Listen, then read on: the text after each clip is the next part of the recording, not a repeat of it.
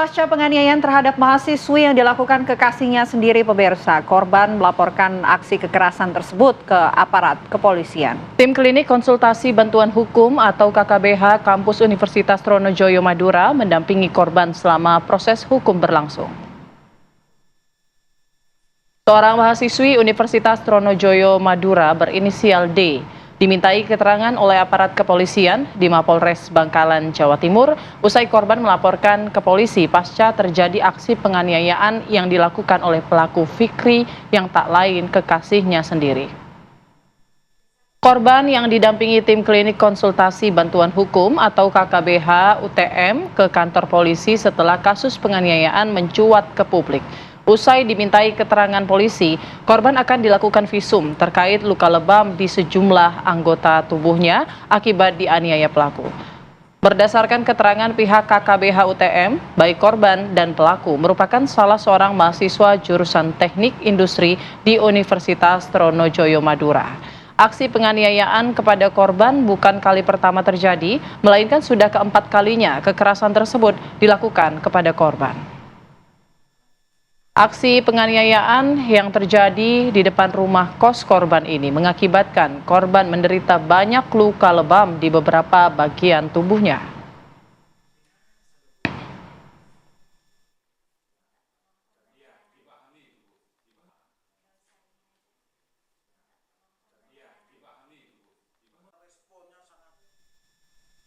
Ya, dan untuk mengetahui bagaimana perkembangan terkini kasus penganiayaan mahasiswi Universitas Trunojoyo Madura oleh pacarnya, saat ini kami sudah terhubung pemirsa bersama dengan Rektor Universitas Trunojoyo Madura, Bapak Dr. Safi. Selamat siang, Pak Safi. Selamat siang, Pak Safi, kami ingin tahu perkembangan terbaru yang dialami oleh mahasiswi Anda, seperti apa jalannya proses hukum begitu, karena dikatakan bahwa mahasiswi Anda ini akan membawa kasus ini ke ranah hukum, Pak Safi. Ya, betul Mbak. Pasca video pemukulan itu menyebar, nah itu langsung kami meminta kepada tim Satgas PPKS UGM termasuk klinik konsultasi dan bantuan hukum UGM untuk proaktif memanggil kedua belah pihak ya dan keluarganya. Kemudian dari pihak keluarga korban itu berinisiatif untuk mengajukan laporan hukum ke Polres Kabupaten Bangkalan. Nah, maka kami minta tim Satgas dan klinik konsultasi bantuan hukum untuk mendampingi keluarga korban melakukan pelaporan ke Polres Kabupaten Bangkalan, dan alhamdulillah pihak Polres merespon dengan cepat. Informasinya pada hari ini sudah dilakukan penetapan tersangka terhadap terduga pelaku.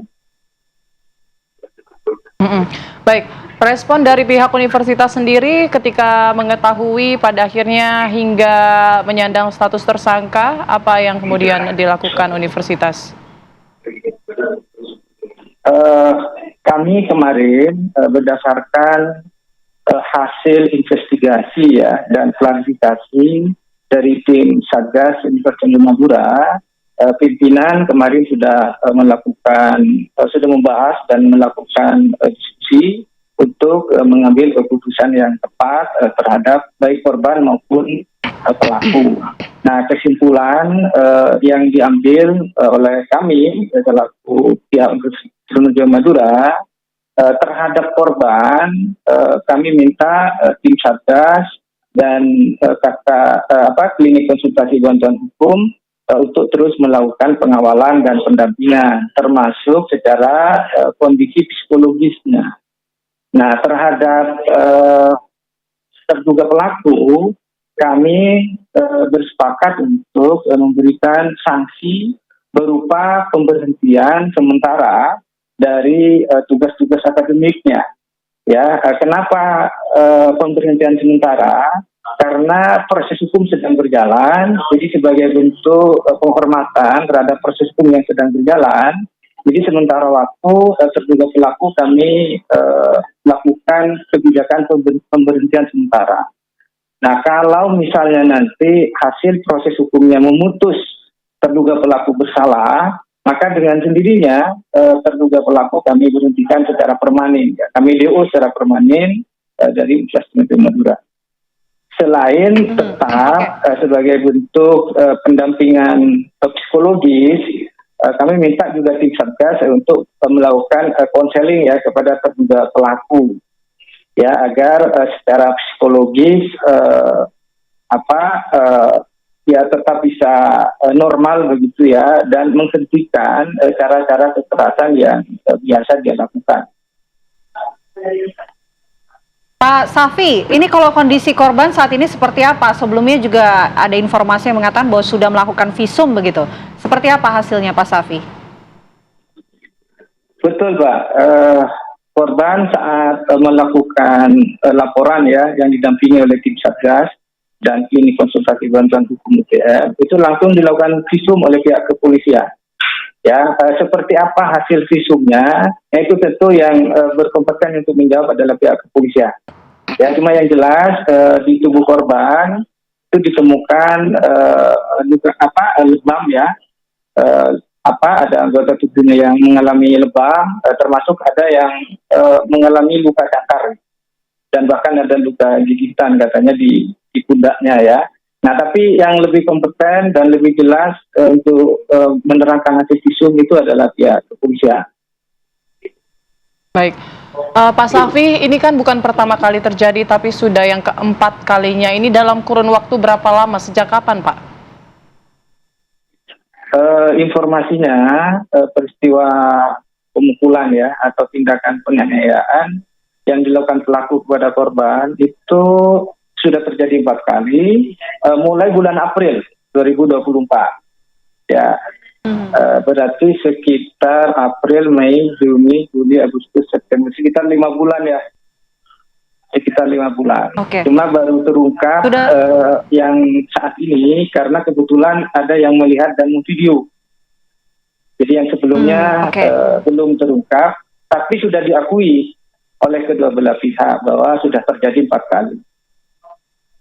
Oke, apakah korban ini juga mendapatkan ancaman begitu Pak, sehingga pada akhirnya tidak berani untuk melaporkan kekerasan ataupun penganiayaan yang dilakukan oleh pacarnya? Hasil klarifikasi ya dan investigasi dari tim kami itu tidak ada ancaman, tidak ditemukan ancaman kepada korban untuk melapor ya. Ancaman tidak ada begitu. Cuma apapun motif dan apapun keadaannya, tindakan kekerasan itu kan tidak bisa dibenarkan. Makanya ya kampus selaku lembaga pendidikan yang punya tanggung jawab untuk membentuk karakter dan moralitas para mahasiswa itu punya tanggung jawab untuk melakukan tindakan tegas itu. Baik. Pak Safi, tapi apa sebetulnya yang menjadi motif pelaku ini melakukan penganiayaan? Apakah ada permasalahan kecemburuan mungkin atau seperti apa? Informasinya seperti itu, Pak. Dari hasil klarifikasi tim Satgas PPKS ya, yang melatari itu diantaranya karena korban seringkali terlambat membalas chatnya, ya chat dari pelaku.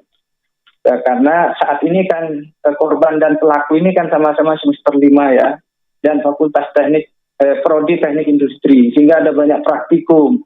Nah, sehingga seringkali si korban itu terlambat membalas karena sedang melaksanakan praktikum.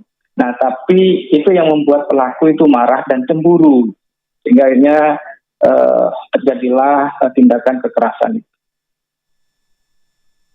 Oke, baik. Terima kasih banyak Pak Dr. Safi, Rektor Universitas Trunojoyo Madura. Kami tunggu informasi terbaru mengenai jalannya proses hukum atas kasus ini. Terima kasih Pak, selamat siang.